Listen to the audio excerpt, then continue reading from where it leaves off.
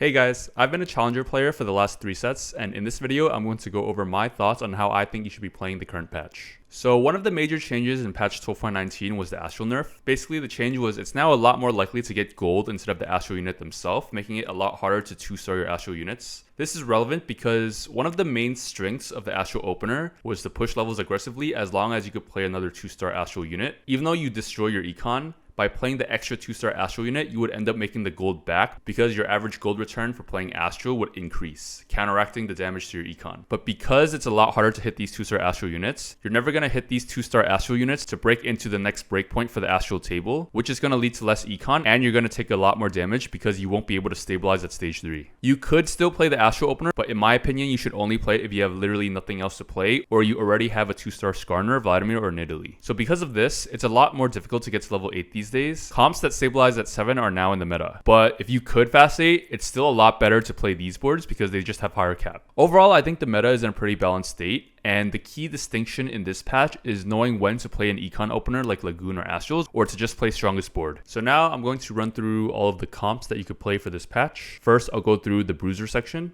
The first comp you could play from these items is going to be DARKFLIGHT Rengar. You want to play DARKFLIGHT Rengar when you get a DARKFLIGHT opener. This could be just getting a Rengar early or getting a Zeeks early. This comp could also be good to play when you want to kill off a dead spat. This is because the DARKFLIGHT comp uses the dead spat very well and it turns it into DARKFLIGHT essence, buffing your entire team. So your sample level 6 board might look something like this. Sometimes you might have to roll at 6, sometimes you don't.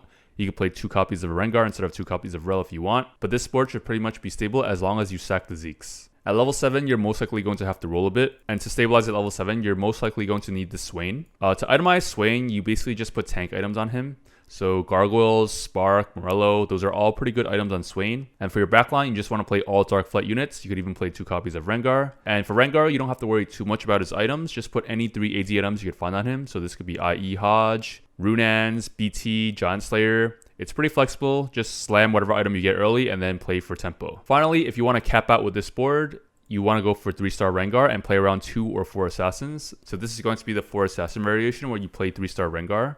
If you don't hit 3-star Rengar, you don't have to play 4 assassin. You can just play 2 copies of 2-star Rengars. So maybe something like this. And then for your last unit, you could just play like a random Hecarim or something. And this is going to be your level 8 board. As long as you hit the 2-star Rengars and the 2-star Swain, we're probably going to top 4. But to win out, you really need this Rengar 3. So next up, I'm going to be talking about the 6 Whispers board. So you only want to play this comp if you are already angling towards ZIRA, but you end up taking like 70 damage early game, and you need to roll down at level 7 to stabilize. Because you can't play ZIRA from rolling at 7, this is another alternative comp you could play because ZYRA uses Guinsoo's very, very well. So basically, game plan for this is if you have a low roll early game, at level 7, just roll down for this board, you itemize your ZYRA, and then your Thieves Gloves could go on either your Pantheon or your SYFEN. If you 2-star your Pantheon first, you want to put all your damage items on your Pantheon and Thieves Gloves your SYFEN. If you 2-star SYFEN first, then you want all your damage items on SYFEN instead. And basically from this spot, you go 8 and play Bard and pray you get a 5th or 6th. So even though I said this is like a top 4 comp, it doesn't mean that this comp is bad.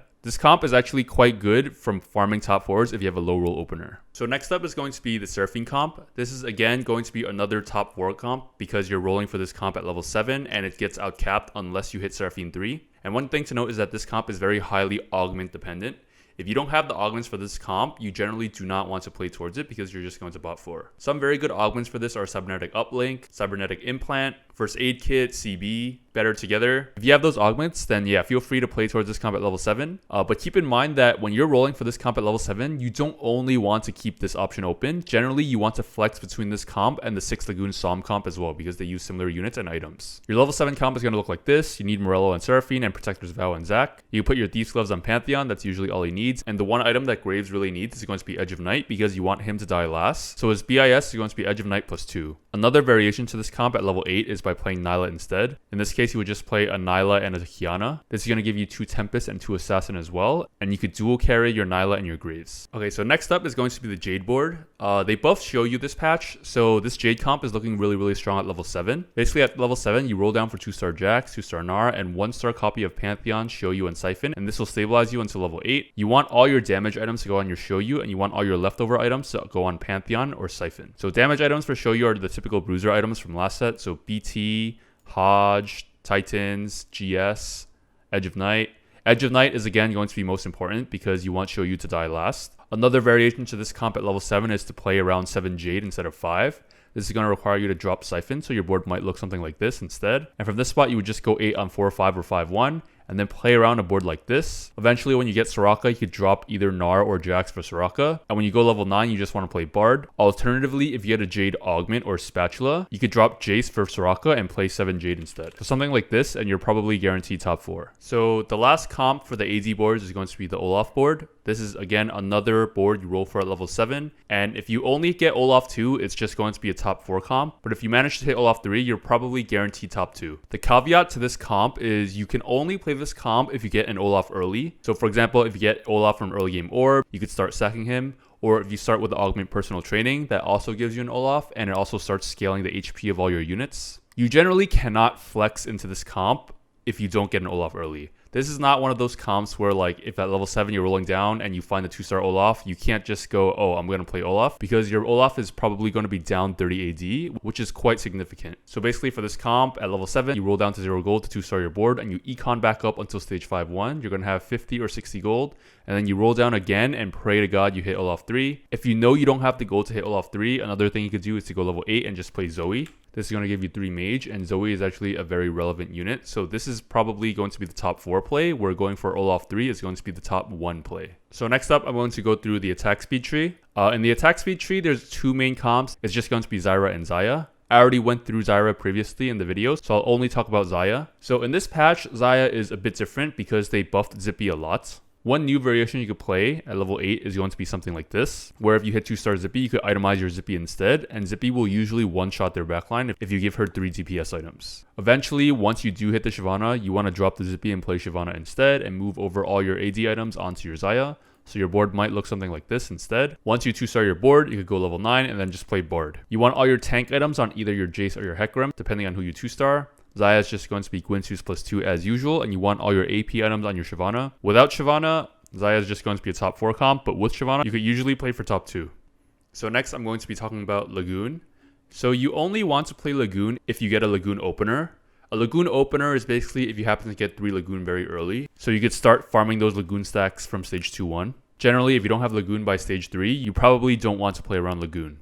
At level 7, you're generally going to have to roll a bit to stabilize your board. You generally want 1 copy of Psalm to get 6 Lagoon, and you want a 2-star frontline such as Malphite and Silas. ZYRA is a very good item in Lagoon because it enables your frontline to live a lot longer, giving you more Lagoon stacks. Once you hit this board, you could go level 8, and your level 8 board is probably going to look something like this. You're going to dual carry your Psalm and your Nyla. Best in slot Psalm is going to be blue buff Morello +1, and the one item that Nyla needs is going to be Edge of Night. This mage could be a random mage until you hit Zoe. Once you 2-star most of your board, you could go 9 and just play Bard. The win con for this comp is usually going to be Nyla 3. This is because you're guaranteed a Champion's Duplicator from Lagoon at 400 stacks. One thing to note is that the Lagoon comp gets significantly stronger if you get a Spatula.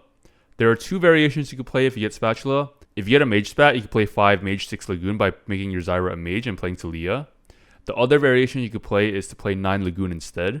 In this case, you would just play all the Lagoon units and you would put the Lagoon Spat on your Silas.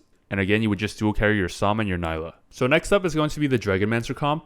You only want to play the Dragonmancer comp if you get a Dragonmancer Spat. And ultimately, the goal of the Dragonmancer comp is to somehow get to level 9 so you can play around Dragonmancer Aoshin.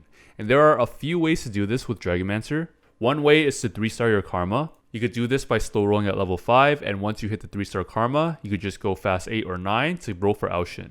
Best in slot Karma is going to be IEJG Hodge. This basically enables Karma to go infinite. And 2 very good augments for Karma is going to be Axiom Arc and Thrill. Each time Karma gets a kill, she basically resets and heals to full and gets full mana and instantly casts again, wiping out their whole board. If you have an augment set up like this, you could easily go fast 9 and play around Aoshin. Another variation to this board is to play around 3 Jade instead. In this case, you're just going to be playing Wukong and Gnar, and you're going to be itemizing Karma in the exact same way.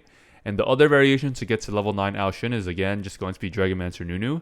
Nunu is a bit weaker, but again, if you 2-star your whole board, you could still get to level 8 or 9 and play around Aoshin. And your level 8 board is going to look something like this. You want to frontline your Aoshin. Because you're buffing Aoshin with a Dragonmancer Spat, he's going to have 5k HP. So he's guaranteed to cast at least twice before he dies because he's going to heal to full with Hodge. Okay, so next up is going to be DAEJA. So there's a new variant of DAEJA that you could play, and this is going to involve ZIPPY because ZIPPY was massively buffed this patch. Basically, the 2 dragons you want to play are going to be DAEJA and ZIPPY. You want to play Nunu for 4 Mirage. You play 2 extra guild units. This could be Jace, Sejuani, Twitch. If you had a guild spat, you can put it on DAEJA. If you don't know how to itemize DAEJA depending on the Mirage Galaxy, these 3 items are going to be your default best in slot for DAEJA. If it's Spell Sword, you generally want Gwynsu's on DAEJA instead. If it's Warlord, you want JGIE because DAEJA already has such a high base AP that you don't need Archangels. So instead of playing Zippy, the other variation you could play is going to be Itis instead, and the board will look something like this with 6 Mirage. This is especially good if the Shimmer Scale item is very good. For example, Goldmancer Staff. The last variation you could play at level 7 is going to be without any second dragon. It's just going to be DAEJA plus 1 slot units. So for example, in this picture, you're just going to be playing 6 Mirage with Rakan, Hecarim, and Sejuani. So DAEJA by herself is just going to be a top 4 comp, but there are a lot of different ways you could cap out your board to go for the win.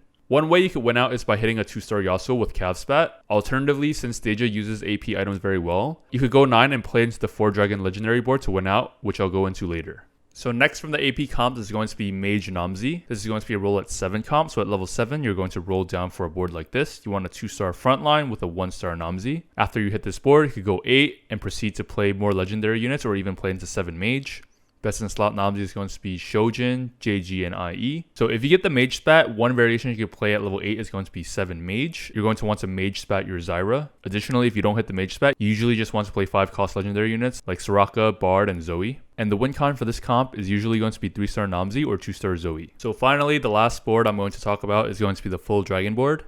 This is going to be the most capped board in the game, and generally you always want to play towards this comp late game if possible if you're playing an AP opener. The 4 dragons you want to play are going to be Terra, Shyvana, Ao Shin, and Asol. And these 2 remaining units could either be Yasuo, Soraka, or Bard. It depends on who you 2-star. Your main carry is going to be Ao Shin, and your main tank is going to be Terra. Your Merlo holder could be your Shyvana, and you just put your static Shiv on your Asol. A lot of people might be wondering how you could even get to this comp in the first place because this comp is so expensive. This whole board is probably at least 100 gold. Well, the only way you could really play into this comp is 1, you have an econ opener / augment, or 2, you're already playing an AP comp, but you have the opportunity to go level 9 and continue to cap your board. So what I mean by trying to cap your AP board is something like this. So for example, in this board, let's say you're playing DAEJA, you want to slowly take out your units and transition into this 4-dragon board 1 unit at a time. So for example, here you might have a 2-star DAEJA and a 2-star Itis, but only 1-star Yasuo, Terra, and Bard. You don't want to swap the Terra for the Itis 2 yet until you get Terra 2. After you get Terra 2, you can transfer over all your Itis items onto your Terra and then play 2 other dragons. Same concept with DAEJA. A 2-star DAEJA is usually better than a 1-star Ao Shin, so you only want to make the switch after you get a 2-star Ao Shin. So this pretty much sums up my patch 12.19 flex guide. If you enjoyed the video, I would really appreciate it if you subscribe to my channel, and I will see you guys next time.